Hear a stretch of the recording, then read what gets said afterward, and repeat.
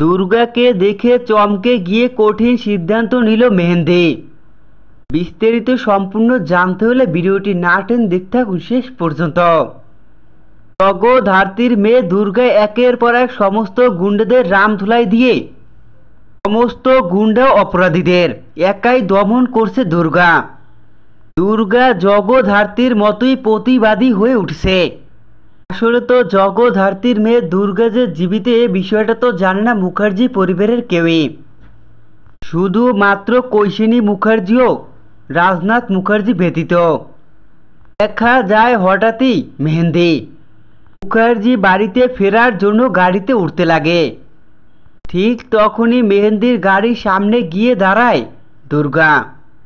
দুর্গা মেহেন্দির সামনে দাঁড়ানোর সঙ্গে সঙ্গে চমকে ওঠে মেহেন্দি। মেহেন্দি কিছুতেই বুঝতে পারছে না যে জগদ্ধাত্রী কিভাবে তার সামনে দাঁড়িয়ে রয়েছে। তো বন্ধুরা, জগদ্ধাত্রী ধারাবাহিক এসে তোমরা দেখতে হবে আগামী পর্বে।